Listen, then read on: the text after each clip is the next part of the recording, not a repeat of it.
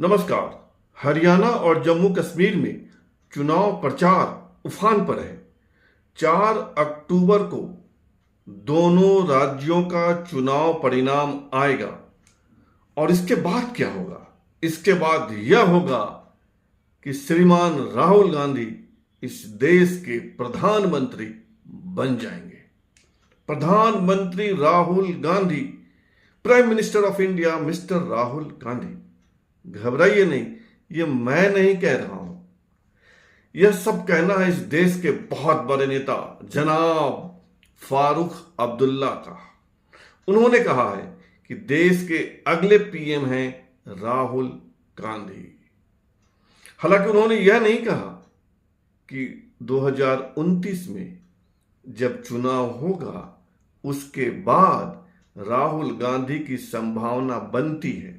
उन्होंने सीधे सीधे कहा जनता के बीच इस देश के अगले वजीर आजम जनाब राहुल गांधी।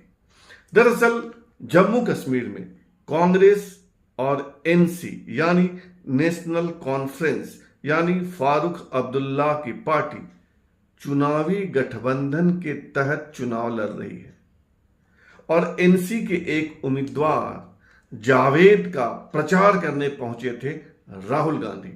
इसी सभा में फारूक अब्दुल्ला ने कहा इस देश के अगले वजीर आजम राहुल गांधी। लेकिन फारूक अब्दुल्ला ने इसी सभा में कहा कि वे यानी उनकी पार्टी और वे जम्मू कश्मीर में धारा 370 की बहाली के लिए लड़ते रहेंगे। इसी पर कहना है कि अगर जनाब फारूक अब्दुल्ला धारा 370 की बहाली के लिए लड़ते रहेंगे और वे इस तरह की बात जिस सभा में कहते रहेंगे और वहां राहुल गांधी रहेंगे तो देश की जनता उनको अगला प्रधानमंत्री तो कम से कम नहीं बनाएगी, क्योंकि इस देश का बहुमत कतई नहीं चाहेगा कि फिर से जम्मू कश्मीर में धारा 370 की बहाली हो। यह पक्की बात है। अब देखिए, एनसी और कांग्रेस में गठबंधन है, दोनों मिलकर चुनाव लड़ रहे हैं। एनसी धारा 370 की वापसी की बात करती है लेकिन कांग्रेस नहीं कर रही है।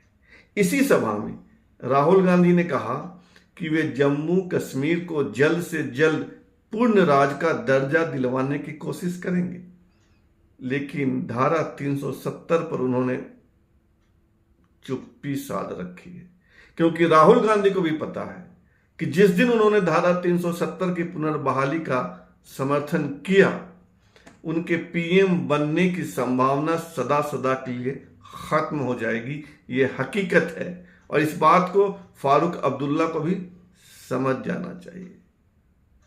तो राहुल गांधी 4 अक्टूबर के बाद पीएम नहीं बनने जा रहे हैं। फारूक अब्दुल्ला ने कहा है कि अगले पीएम, अगले वजीर आजम। अब क्या सोचकर, क्या देखकर फारूक अब्दुल्ला ने कहा, यह तो वही जाने। फिलहाल इतना ही। आपसे आग्रह है कि आप इस चैनल को सब्सक्राइब कीजिए, ज्वाइन कीजिए, लाइक, शेयर और कमेंट कीजिए। धन्यवाद।